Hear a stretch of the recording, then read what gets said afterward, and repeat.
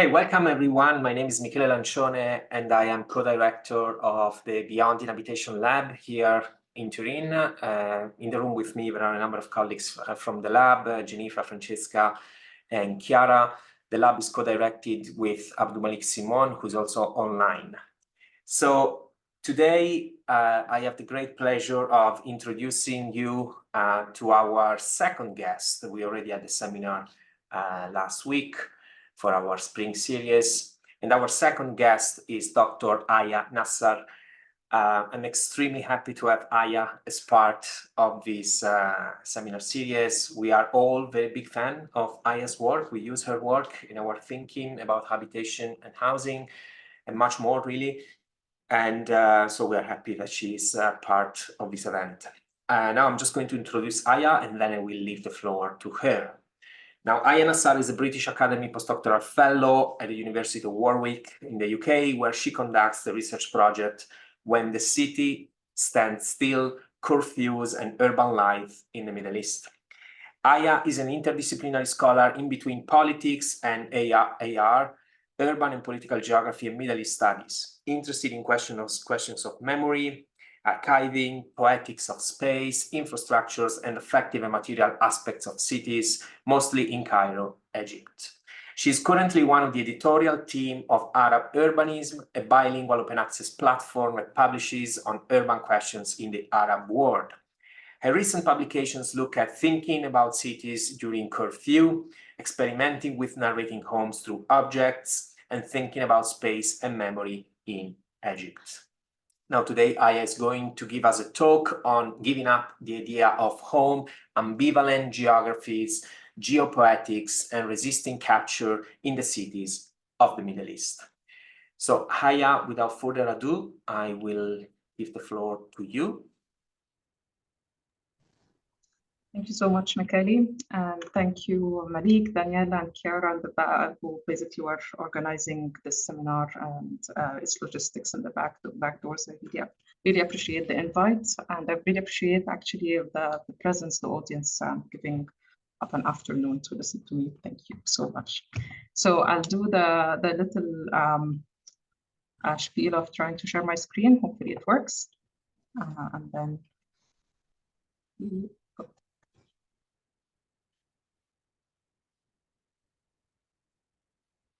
Right. Can you see me all right? Yes, we can. Thank you. All right. So let me time myself just in case.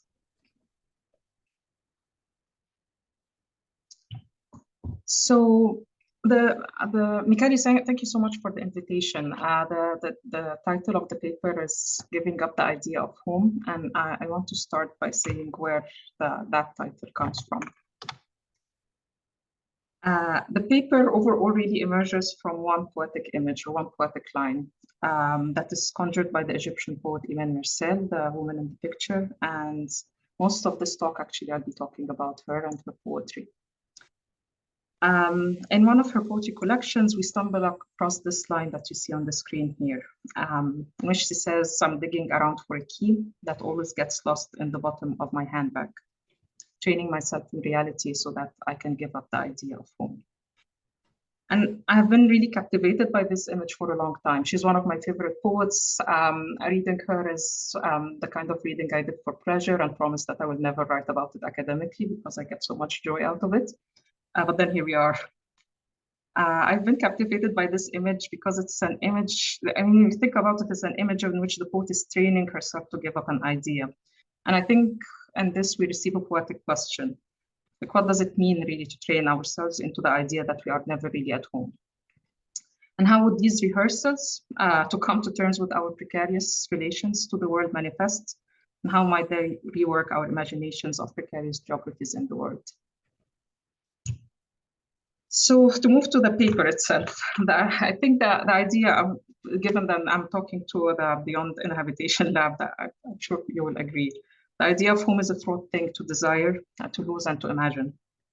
It is often read as a privileged cornerstone of ontological security, especially in theory, an object of critique or affirmation, like Hagar writes, is a spatial facet of attachment. It is, as many feminist scholars have written and have established, of course, geopolitical. From the Middle East, more often than not, home often appears to the sensibilities of world politics, usually only in the moment of its destruction. And I think if we can only think about how the Palestinian home, for example, is imagined at the moment, that might ring true. Indeed, even in critical geopolitical scholarship, the Middle Eastern city has become, if not the privileged site from which to think critically, and I think crucially, about urban geopolitics at large, whether in relationship to war and conflict, herbicide, domicides. It is also a site in which many scholars have asked us, I think also importantly, to regard as sites of resistance and emergent politics of solidarity. Whether a target of violence, whether a locus of resistance, even in its destruction and precarity, a home in the Middle Eastern city is a site of anchorage to the world. Yet it is also this position as a site of anchorage that invites a lot of questioning.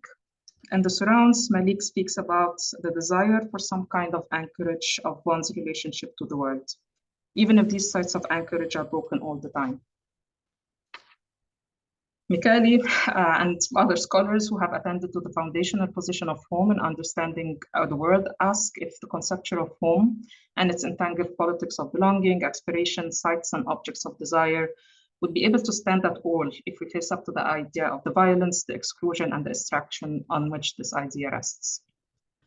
So my question here, if this idea of home is as precarious as the material homes that are subject to so much attention, how might we reckon with this uncertainty? If an idea of home stands in for an anchorage of selfhood, as Malik Simon proposes, even and especially within uncertain and broken relationships to the world, what is really entailed in facing up to the idea of facing up to the precarity of this anchorage? And in this presentation and the paper, what would it mean not just to relate to home differently, but to interrogate our affectual attachment to the idea of it altogether?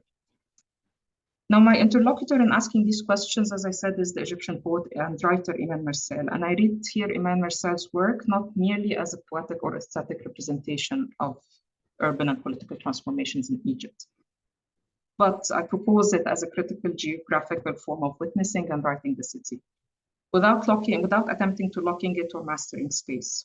And I've discussed this idea towards the end of my talk.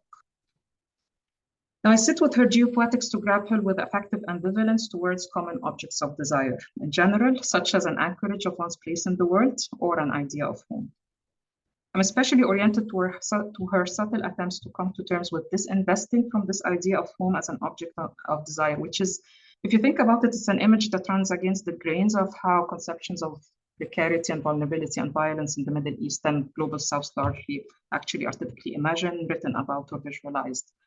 That is a conception in which the subject who encounters precarity is seen as either the victim or the resilient or resistant subject, and in either case, preoccupied by the event of violence in and of itself, as the brilliant Lamia Mughniya writes in an essay.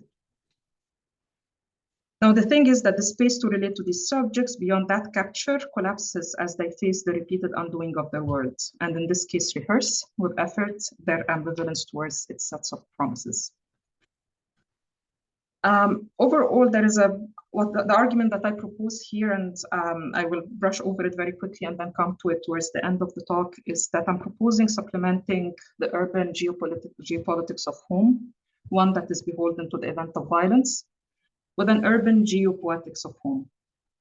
One that I propose might be more open to affectual ambivalence. And again, as I said, this idea of ambivalence, I'll come towards it at the end of the talk and in the Q&A as well.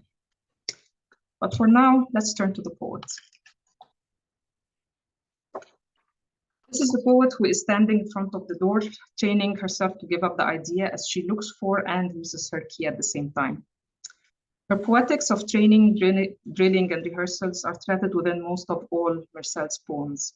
And this particular training echoes other geographical rehearsals too.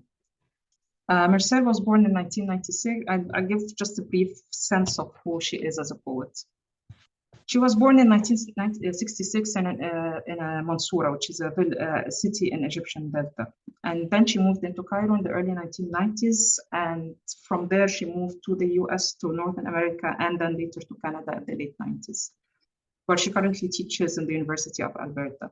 And she's arguably one of the foremost and most important contemporary living poets in Egypt at the moment. She belongs to a 1990s generation, which is a title conferred on a particular generation of poets who were working against the cultural establishments of what poetry should, or what committed of political poetry should be at the time. She has published 4 poetry book collections, all in Arabic. I'll say their titles in Arabic and then translate.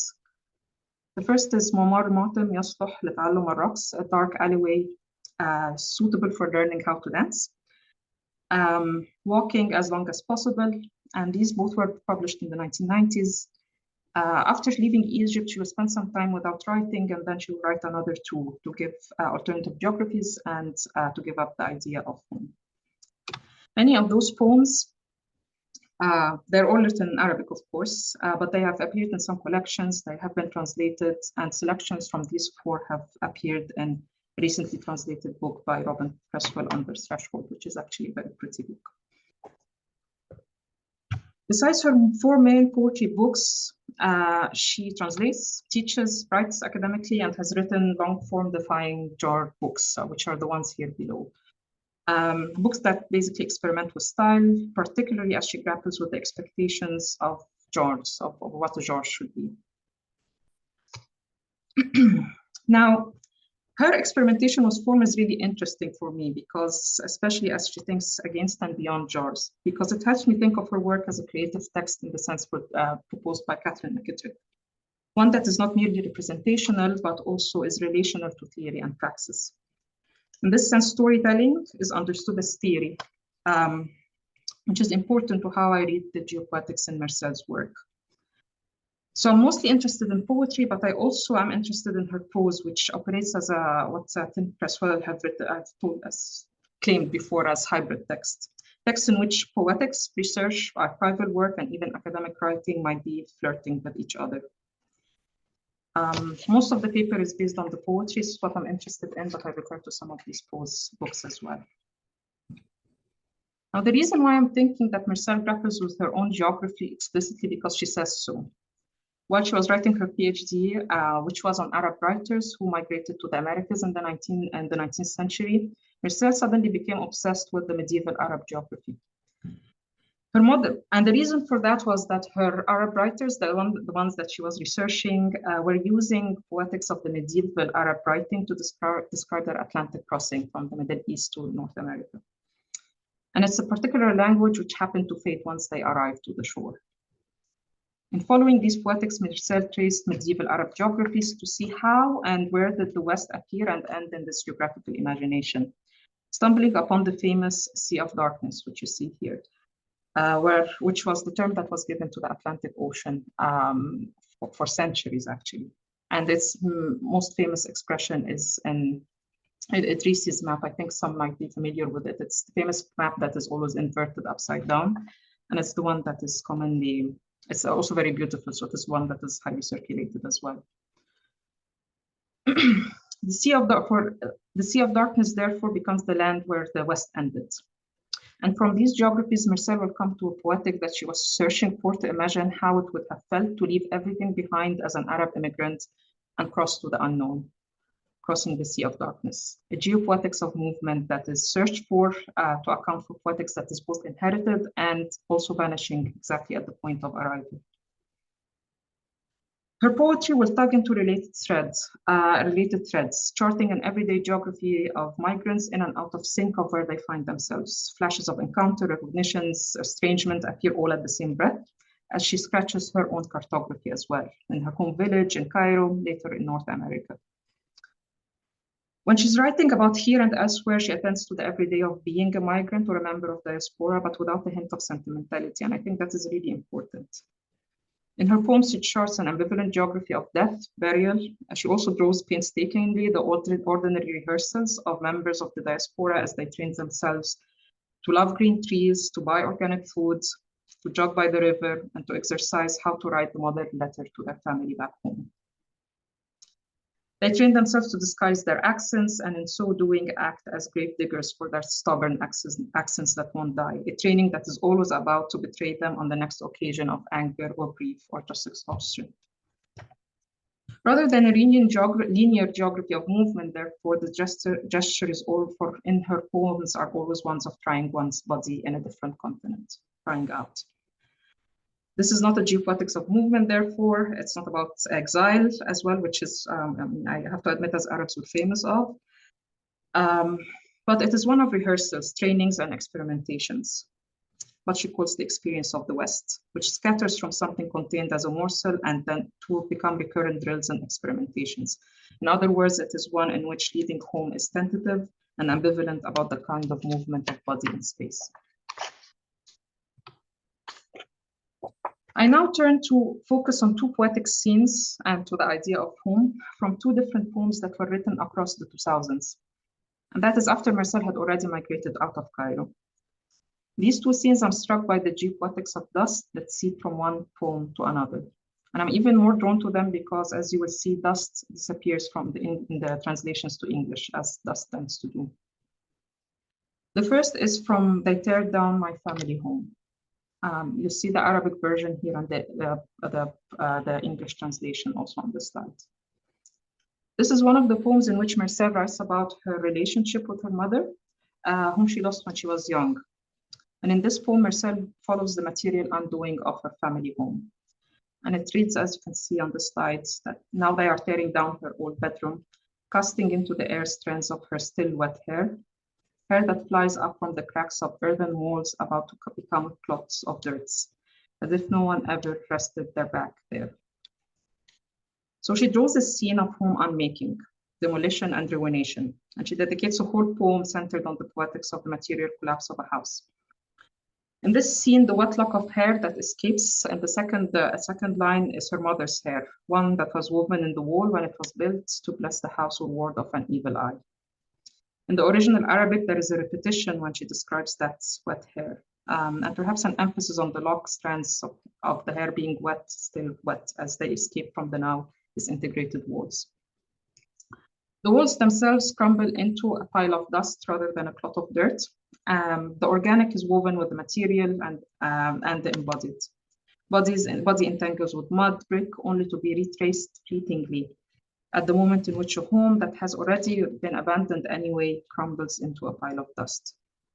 We see these rhythms of elemental changes from water to mud, threaded along the story of holding on to a precarious memory.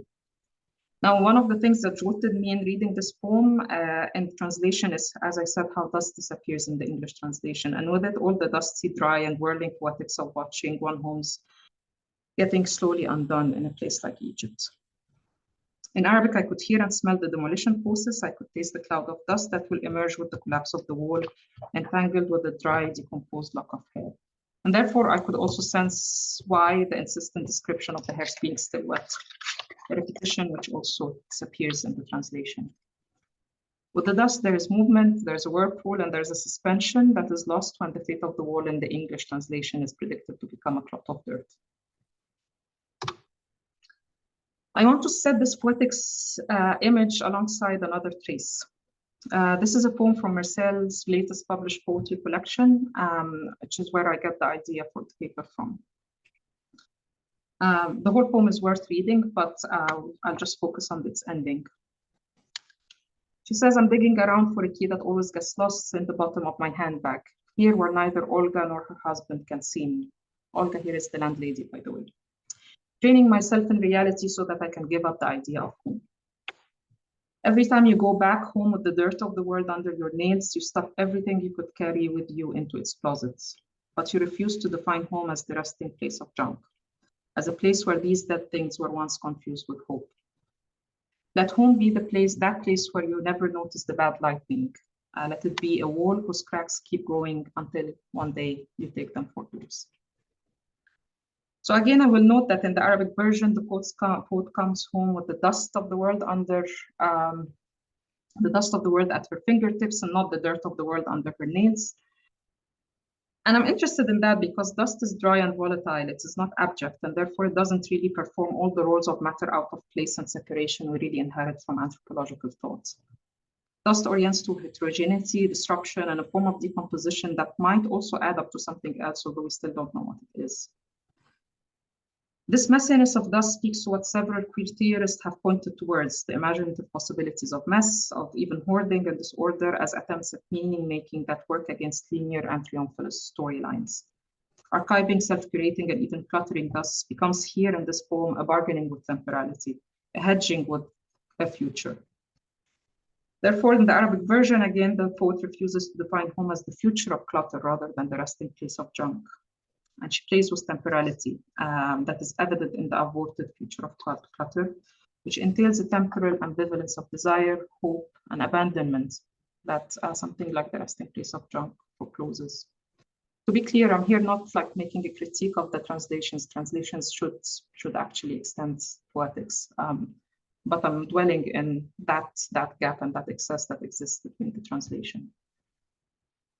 In Mersal's poetics, the house crumbles, and in it we face clutter as self-assembly and self-unraveling, as dead things confused with hope. The home as an object of desire loosens, in Laurent Berland's terms. And indeed, it also materially loosens as well. It becomes a cluster of ambivalent promises and attachments to the world. It's a poetics of matter that is as much about the future as well as about the past, and rather about the awkward enfolding of the future and the past in the present. I think there is an unmistakable promise in the idea of home as a future of clutter, a promise that only appears precisely at the moment that it's walked away from. Now, what does this have to do with Cairo? Mersal anticipated the wave of pulverization that was about to hit the city in her poetry, and that anticipation has followed her in her narrative.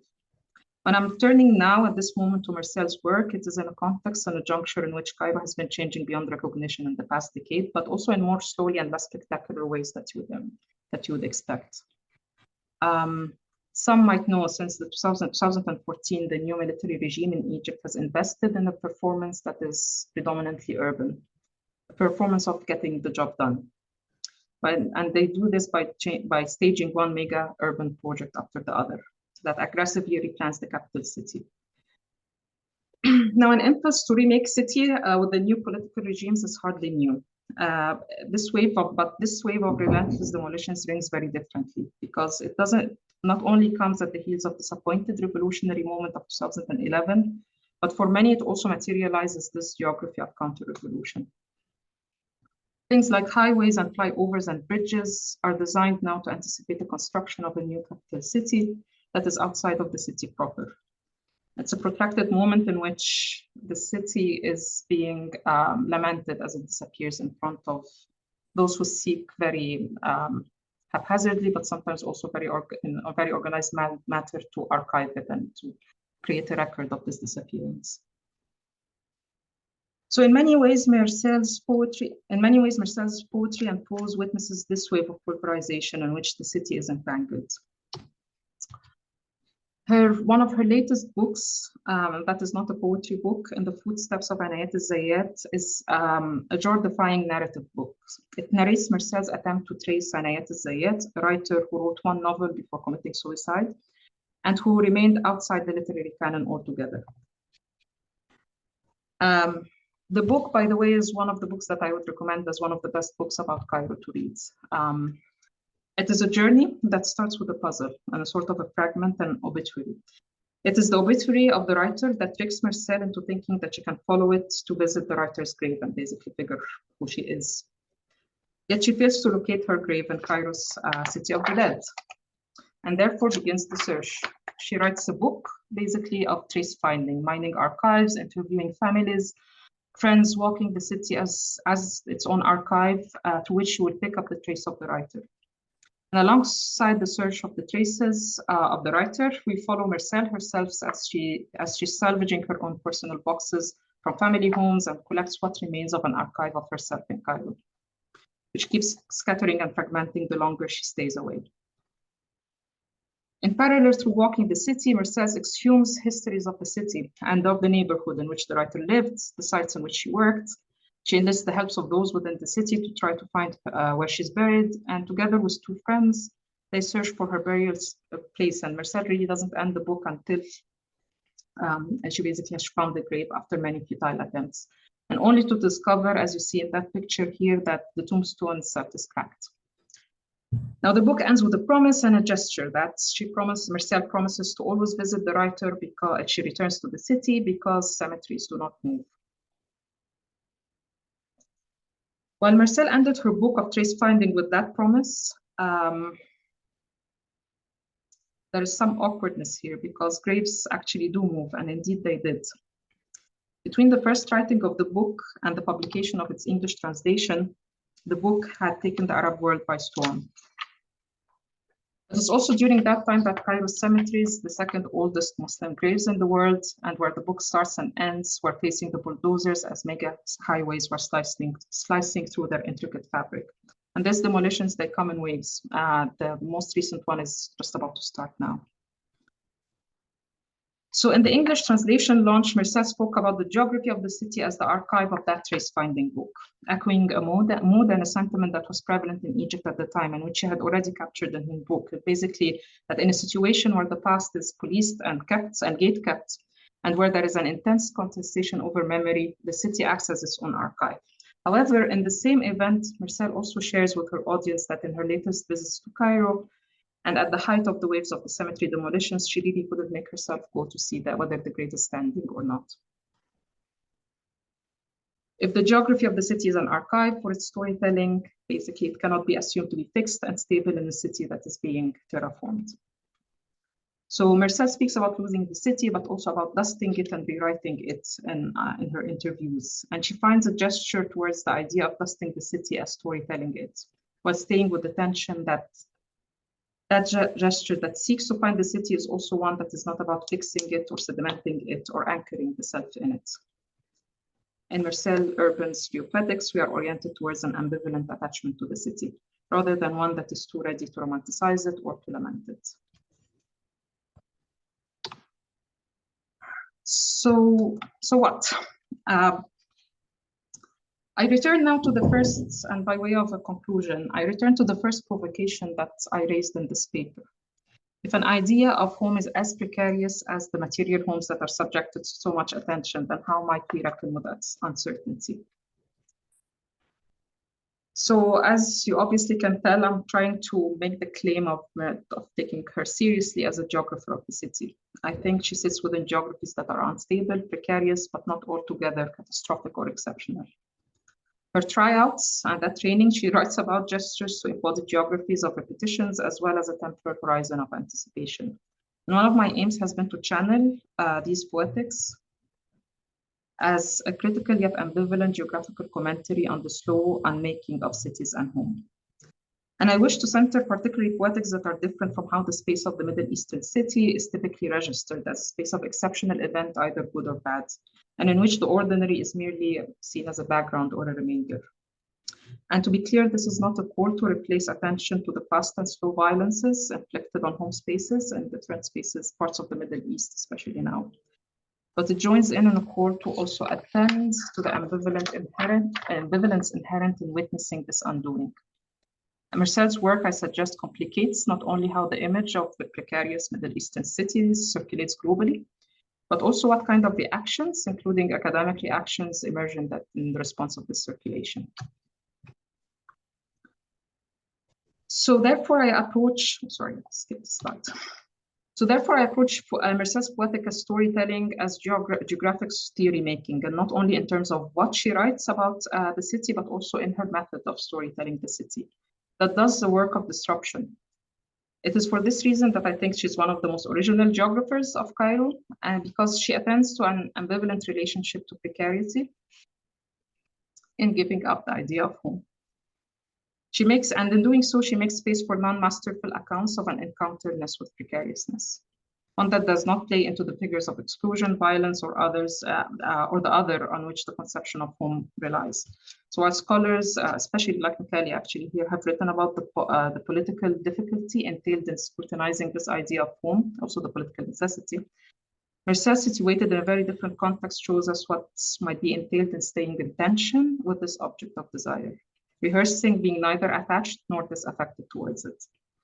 Through the slow poetics of the material unmaking of homes, the Middle Eastern city here is also written into a less stable and even less voyeuristic register. And home therefore becomes something else than a place of belonging, and its poetics doesn't become like Bachelar's poetics of home. Rather, it's more of poetics of untethering. So building on this work, what I'm proposing here broadly beyond Cairo is an urban geopoetics that supplements urban geopolitics and which enables the disruption of as well as staying in tension with the attachment to home. Now to supplement, as Aya Nassar has recently written, is not to provide an inverse or a replacement, but to provide an addition that is already inscribed to that which is added. So basically it's not geopoetics instead of geopolitics, but a supplement to it. Geopoetics, as an attunement to the materiality of cities, works against the neglect of the materiality of analytical categories. And as Catherine McKittrick tells us, this neglect is really seductive because it helps us ground and anchor ourselves in the world and naturalize uneven and violent geographies. So I conceptualize geopoetics not as I said, poetics of representing space as much as a poetics of disrupting our anchorage to specific spaces and places. And also of acknowledging that our concepts, as Derek Cruz and Daniel Cocaine beautifully write, have other stories to tell. And that is by attuning to our non-sovereignty in relationship to material spaces of our cities, and urban geopoetics stays with the awkward incoherence and ambivalence toward them. But yet it doesn't necessarily foreclose this awkwardness, because ambivalence, as Berlin has written, is an attachment to living on despite, with, against, and in a dynamic relationship to whatever is structuring things. But the whole point is not to wish it away. So my concluding point is that I want to argue that an urban geopoetics of home opens towards modes of knowing, feeling, and storytelling home and city otherwise. One that critically witnesses their material precarity without being beholden to that event of violence inflicted on it. It allows for an ambivalent relationship to home as an uncertain anchor to selfhood, which is my argument here. And this allowance entails a rehearsal of an ambivalence towards geographies that are otherwise too readily captured and mastered as objects of our research. So in attending the geopoetics of Mersal, as she rehearses giving up her object of desire, I think it opens the space for masterful accounts of an encounter with violence. One that does not play into the figures of mastery, exclusion, but neither that posits herself as resolved towards her objects of attachments. So basically to arrive and to lose the language that the poetics that lose the language and the poetics that carried us. To stay with the embodied trace of our movement, such as our accents. To rehearse losing our keys at the same time as we look for them. To reach out in anticipation of not reaching, over and over again. To stay in ambivalence at the same time as we storytell and witness the slow and fast unmaking of our objects of desires and our cities. Indeed, to storytell from within and because of this ambivalence. But also crucially my point here is, sorry, I missed the line here, and to storytell and because of this ambivalence. And my point here for an argument of ambivalence is that it's not just about redeeming it as a fancy word, but it's about reckoning with it as a necessary companion to facing up to our non-sovereign relationships with each other, with our objects of desire and research, and with the world. And I think Mersal poetically offers for us how this might look like while simply looking for her key. Thank you so much.